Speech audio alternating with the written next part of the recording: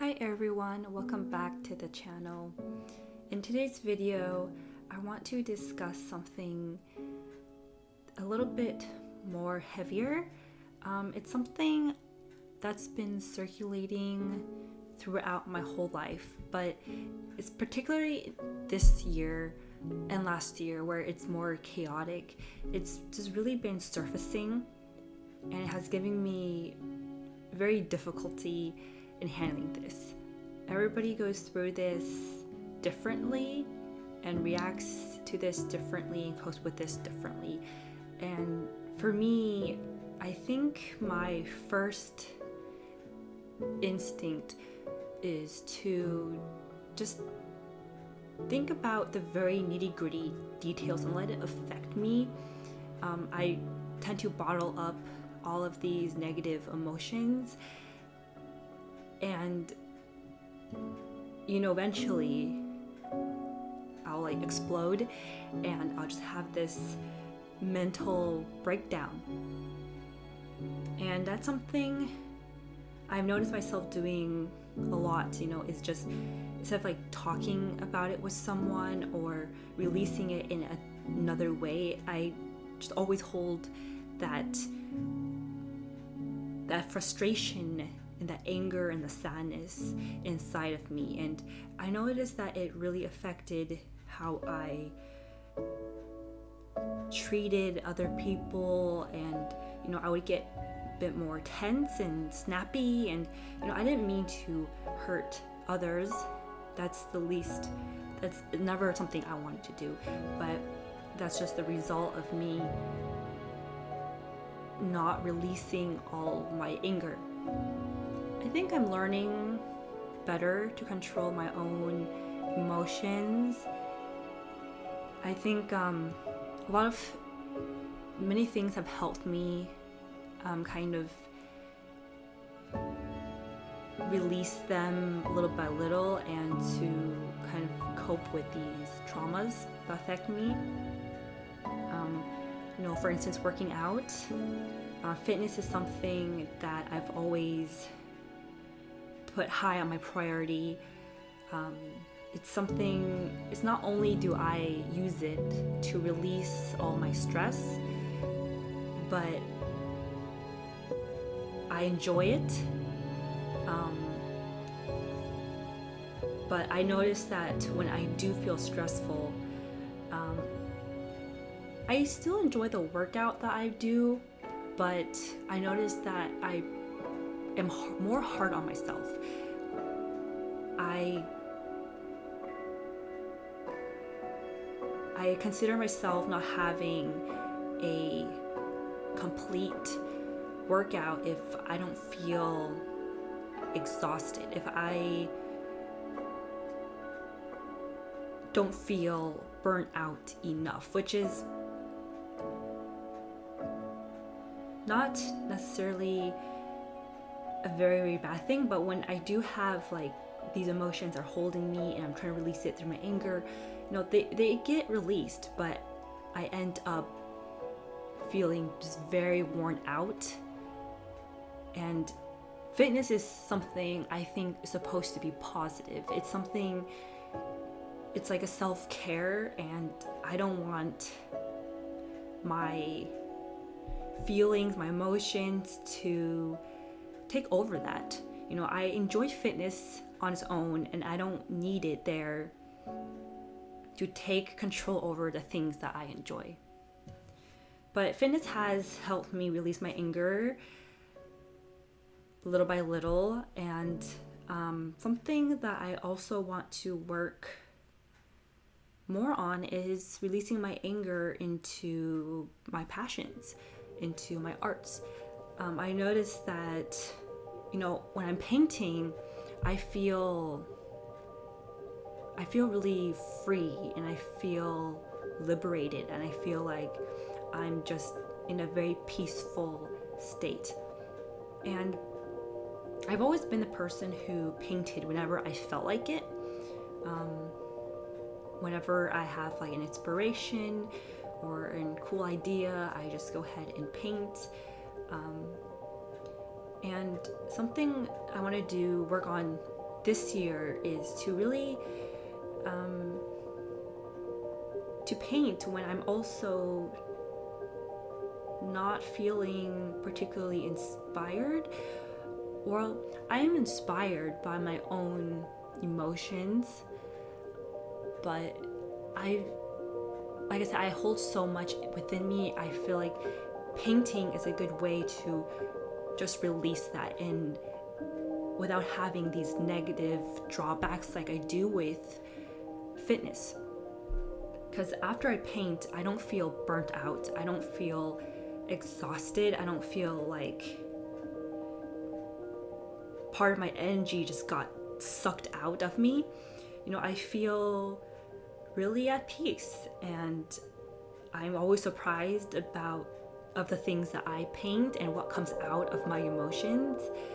And you know, I was surprised that in this piece I had a different idea, and it turned out completely different, which is not a bad thing. It's just that's what my inner emotions are coming through as. And growing up, my mom was really tough on me. She wanted me to figure out a lot of things on my own, and she taught me how to carry myself in a way where others don't have control over me. She taught me how to stand up for myself, which I appreciate, and I would never be here if she hadn't taught me how to be tough. But one of the things that, like, everything has a consequence. We can't have everything. If you want something, there's definitely going to be consequences. And the consequence of being tough all the time is that I carry so much burdens, and I'm hard on myself, and it's like when I need that support, it's difficult to find it, difficult to seek it, and I'm so used to not having support and not having comfort that now when I have it, it's odd to me, it's foreign to me, and it kind of made me a little cold towards not just others but myself. You know, I always drew within myself instead of look out and seek others for help. Nowadays, I'm much better. I do ask for help and support when I need it. Most of the time, though, I still try to figure things out on my own. But that lack of that motherly love, that, I mean, I wouldn't say I had a lack of motherly love. It was just expressed in a different way, in a tough love kind of way. And it made sense because my mother's mom, my grandmother, she was also tough on my mom too. My mom was very independent growing up. She would, be the one to take care of the family, to cook for everyone. And I think that's just what she learned growing up, and so she passed it on to me. And that's not surprising. You know, what parents learn, they pass on to their kids. It's just being aware of what is being passed on and what are the costs of that. And being tough, I think I have to face so many challenges in life where I truly had to figure out things on my own with no one understanding me and no one being there to fully support me, not even my own parents. And that was, in university, I remember at one point, since I was an out-of-state student, I was almost homeless. At the time, I was lucky enough to be able to at least stay in my boyfriend's apartment, even though, one, it wasn't technically allowed, and two, I was not in a very good relationship with boyfriends. So that made it tough for me, and it was a very extremely tough beginning of the year. Like the year started off being really tough and really chaotic for me. But I realized that it's not set, that this struggle is not set. It will pass with time, and I just have to go seek out the right people. I think that's tough for me. I feel like I'm always attracting negative energy, and I think part of it is because I don't have enough confidence in myself to seek out something positive. All I've ever known was what was like taught within me. I remember meeting like the stranger while I was trying to go and find an apartment to live in, and I was just so taken aback by how willing this stranger was to help me feel safe and feel comfortable.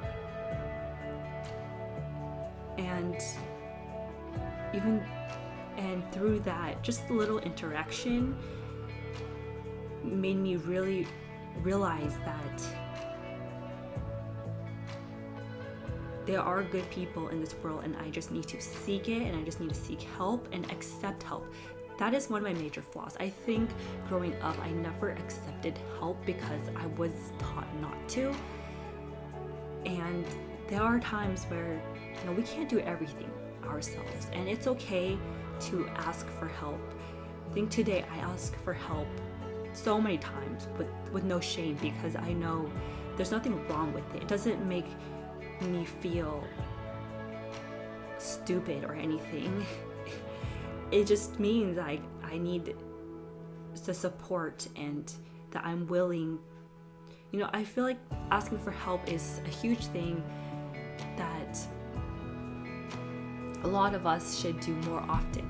I see a lot of people saying to me like, oh, they can figure it out their own, or if they're doing something, they can just finish it on their own, they don't need help. But I think when someone asks for help, or when you seek out help, it may not necessarily be because you actually need help. It's just you're accepting that you also have a fault, that you can't do everything. And I think when you accept your weaknesses, that's when your energy, your vibrations are just the most strongest. That's when you will have all these opportunities come for you, because you're not just constantly thinking about, you don't have all these insecurities that you're holding on anymore. For me, one of my biggest things about art is actually just doing art. Growing up, I never really got encouragement for being creative. The environment I grew up in, basically, they didn't really allow much creative freedom. When I was little, I did take a lot of creative classes, like ceramics, and painting, sand art, all sorts of different creative classes. And at a certain age, your parents decide that it's not cute anymore, that you have to seriously consider your future. And for the longest time, I pushed art and creativity away because I thought the right thing to do was to do what my parents wanted me to do, which is to be like a researcher. But it just called me, art called me back when I was in university. And since I was on my own in uni, I thought, hell, why not? I'll just take an art class because I can. So I minored in fine arts.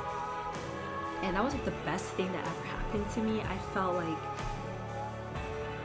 there was a part of me that I can finally show to others, that I've been keeping secret inside of me, and now it's just finally to come out. But even then, after how many years have it been? Like almost, so 1, 2, 3, 4, 5, 6, so around 8 years since then, and I'm still struggling with this since my family, they don't really, not that they're not supportive in my art, but they never voice like any encouragement in my art. Like they might tell me, oh, go for it, but deep down I know that they have doubts for me, because they always tell me like, oh, why don't you go into, you know, like finance, or take a government job because the benefits are good and it's not hard to get one. But you know, I don't want a government job. I don't want a job that's quote unquote stable. You know, I love art, and that's the direction I really, really want to pursue. And it's just very, like, dealing with this on a daily basis of knowing that the very person that is supposed to love you no matter what, your parents don't support you or don't see eye to eye with you on your dreams and what you want to really pursue and what really makes you happy. And none of my friends really see that either. None of my friends really cared much for my art. Like, they might say something about it, like it's cool, they like it. They might criticize my art, which is fine. But I never really had anyone really tell me to just go for it. I think the only other person who guides me through this is my older brother, since he does film, and so we're both like the creative child in the family, in all of our families, and of our cousins as well. So we understand like what it's like just to be like the artist in this family where they don't support you being the artist. And I just remember last year I had so many arguments with my parents because they would tell me things like I'm just fooling around, or they think, you know, I'm going to be that starving artist archetype. They think, you know, I'm not going to get anywhere with art at all.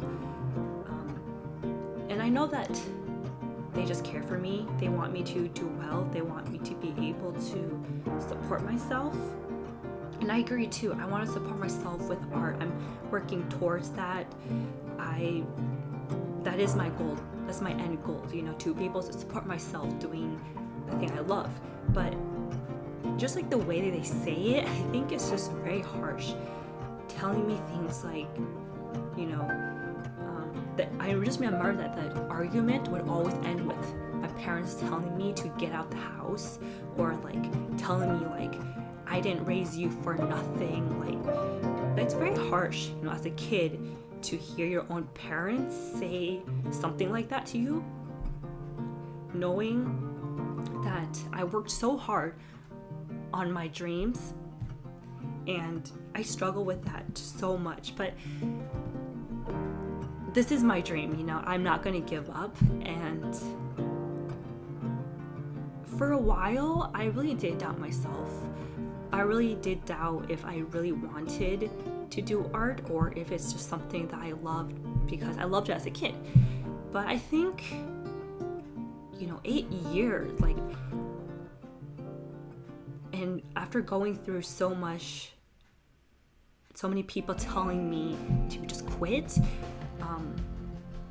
you know, I'm not quitting. And I think that's just a sign that, you know, I truly want to do art. And also because, well, I'm stubborn and I won't quit ever.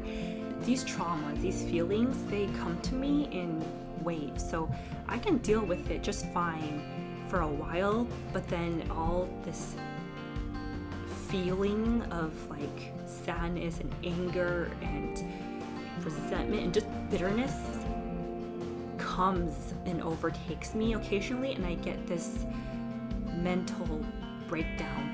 And like I said, I want to be so much better at controlling my emotions and putting it towards things I really care about, like art, and not just my paintings, but you know, I write as well. So writing out my emotions, or making a video about my emotions, just doing something that's nurturing and not more self-destructive.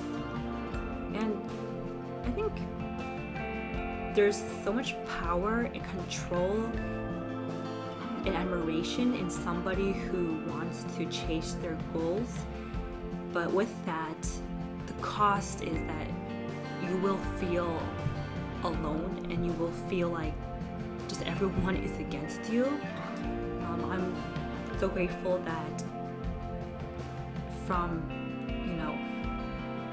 I'd never really been the person to really talk about my art or show my art to anyone, and how can I become an artist if nobody sees my art? So last year I actually started to put myself out there more, and even though my art is not perfect, there's so many things I want to prove, and I don't have the skill enough to do that, but I'm learning little by little and every day, and I think just putting myself out there has taught me that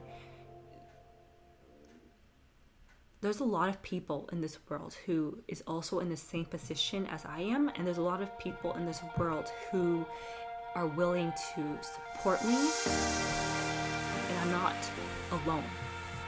It feels like I'm alone in my own Silicon Valley bubble, but I'm not. This world is huge. There's others who are probably just like me, struggling with this.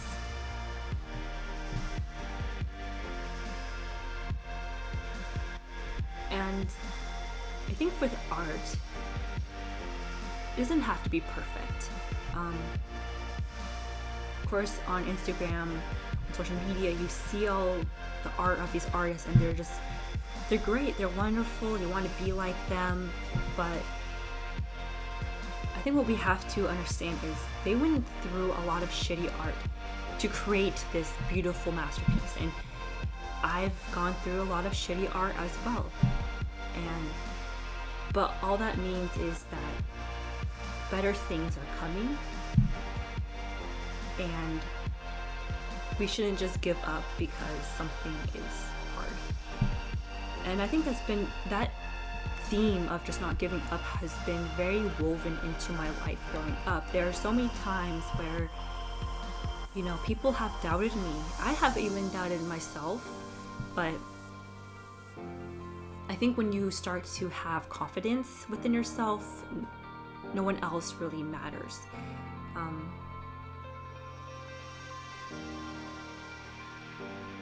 Everyone had doubted me, and I had enough confidence within myself to be like, I can do this, and I don't care what you say.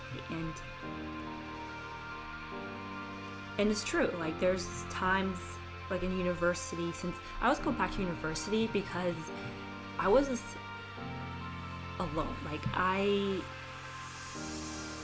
didn't have any friends. I didn't have a car. I struggled with living situations. I had to figure everything on my own, and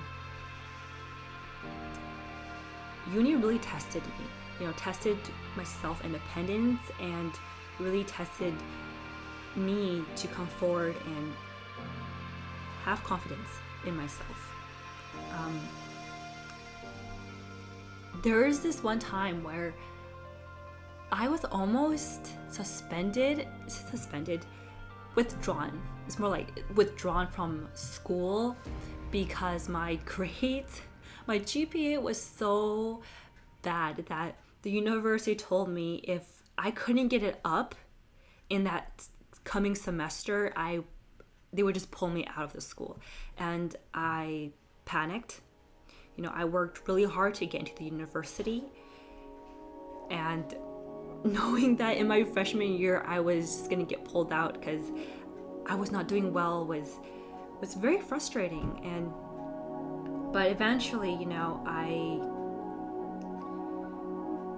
believed in myself. Like, I can pull this up. I just had a rough start. You know, I'm just this lost freshman who, God knows why, I just took like these classes that's meant for juniors and seniors. But I, you know, I made it through. I was able to pull up my grades, especially because like I knew I was good at like writing. So I took more of those writing classes than like math classes, which I knew I was just toast. So I took more of these classes that I knew I could do and I knew I could handle. And that gave me a boost in my grades. But I didn't take those classes just because, well, at first I was taking it because of my grades, but then I realized after taking these classes that I really enjoyed them. You know, I really enjoyed writing more than I thought I would. And so I think that's when I started to explore. In university, I took so many different classes that I thought was very interesting, and I explored a lot of things that interest me. And I joined a lot of organizations that interest me, and this whole time was just like self-exploration, which was something that I never gotten before. You know, I was always that obedient kid who listened to what everyone else said and thought, and what my parents said and thought. So if they told me to do something, I believed it. I never doubted them. I just did it. But in university, I like doubted everything.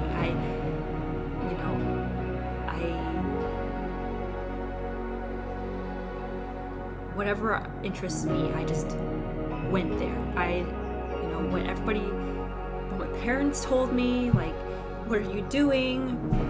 You know, why are you taking art classes? Isn't that like going to eat up your time? Is your grades going to go down because you're focused so much on art? All that stuff. Like, I was just like, you know, whatever. Like, I love art. I'm going to take this art class. Can't stop me because I'm in Boulder. And I think my confidence grew and grew and grew. And senior year was by far the funnest year I've ever had, because I loved studying. I know that sounds weird, but I love studying, especially because the majors, so I switched majors junior year, and that was like the best thing ever. Like, I didn't want to have to admit to myself to be that person who switched majors, but it's okay to switch majors. And I was so glad I did, because I switched from IPhi, which is integrated physiology, to ecology and evolutionary biology, and I loved it. You know, I love learning about nature and plants, and I know that doesn't sound much fun to you guys, but I was so into studying soil. I loved it. Didn't mean that I didn't, you know, I also didn't, there are times where I didn't like doing homework. No one really likes homework, but so studying was fun to me. And I also had so much fun with friends. I made friends,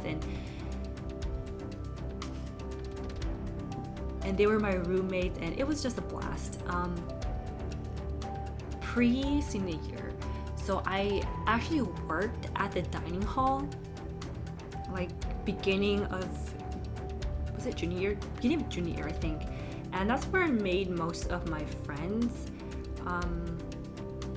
And working at a dining hall was very interesting. But remember, you know, it's a school job. You can't expect much from it. And I remember hating that job, hating it, because even though I was a student leader, which is, I think, the second highest position, it was just like, I had no control. I had no power. Like, I thought, you know, being a student leader, you know, I'm like, wow, I can just boss people around. I mean, just kidding. I don't like bossing people around, but, you know, teaching people how to do the job well, and just being a leader, but it just ended up had me like working twice as hard because all the other employees lower than me were just, I don't really want to say this, but like lazy. I don't want to be mean, but they just, they're like, oh, well, I don't know where the storage is, so I can't go grab more milk. And I'll be like, well, it's right there. I can show you where it is. Can you just grab it for me? And I remember like on the day when I wanted to quit, like I was just by myself. I don't know why they put me by myself. I can handle everything. They put me by myself, and I knew that the chef, they were just, chilling. They were just in the back watching football, chilling, and I had to do all the dirty grunt work for them. And I remember being so pissed off, especially with how everyone else were treating with me, and knowing that I also won't get a promotion because somehow, the managers were like sexist and only wanted to promote males. So I just straight up quit, and that was like the best feeling ever, because I feel like the dining hall was just, I was just slaving away every day, and I wasn't even making too much either.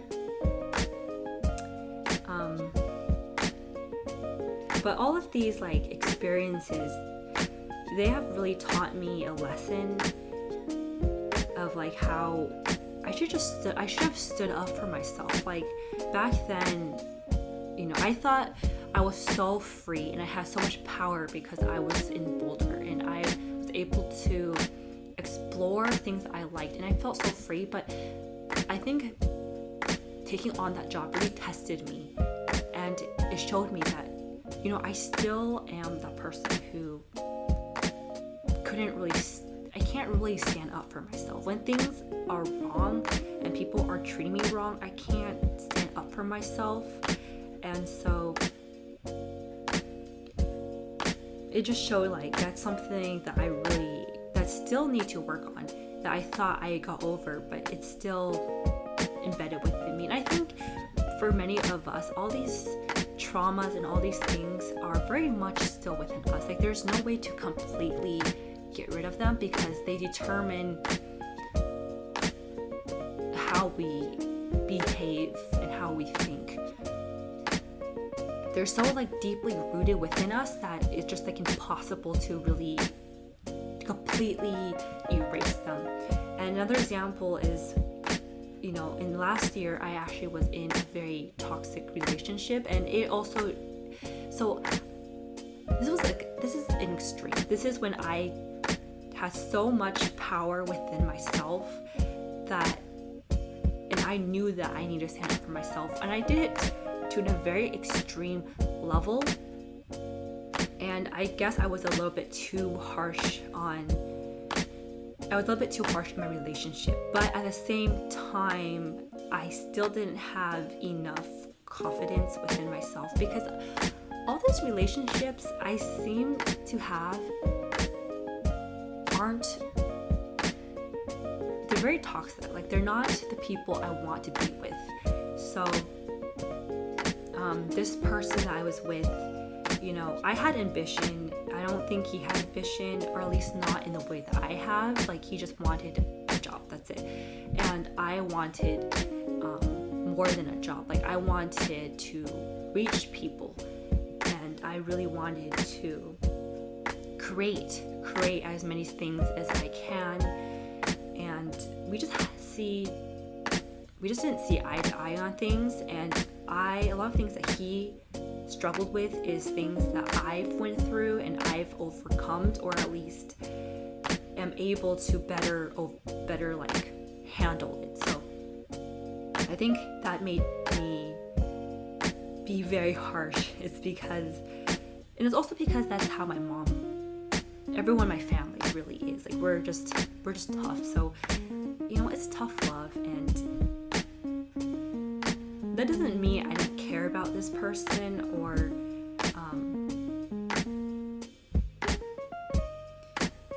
didn't mean anything to me. It just meant like, okay, now I have to kind of not be so controlling and so much of like a cold bitch, which is what I guess he saw me as, and to really just like, I had to learn an in-between state where I'm very like firm with my boundaries, but I'm not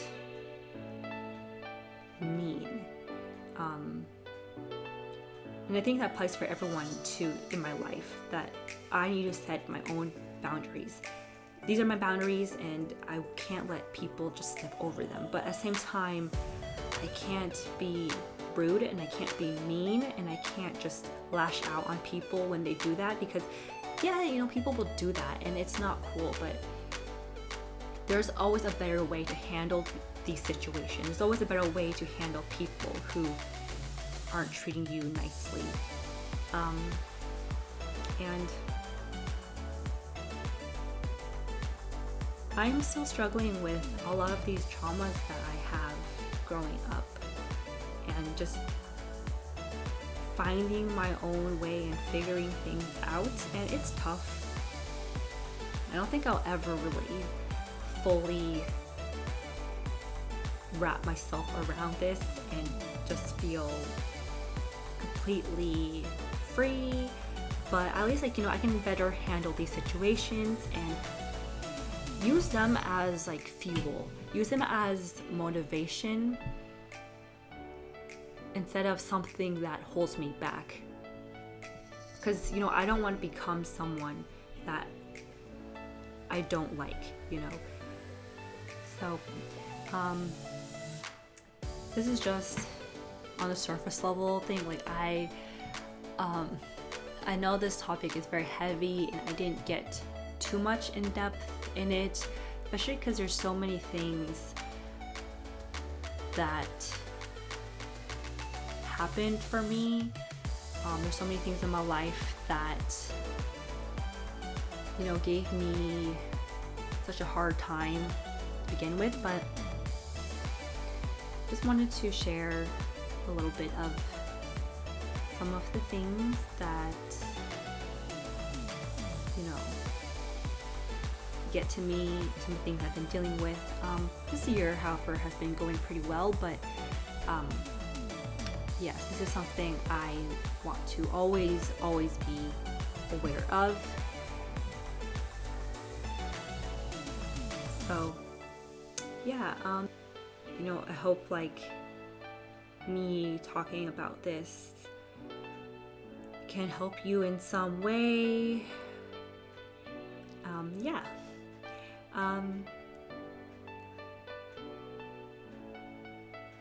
Let me know if you guys like these videos. I try not to go on script this time because I don't want to sound too robotic, which I feel like I do in my other videos, but now I'm just like rambling. So anyways, thank you for listening to me ramble.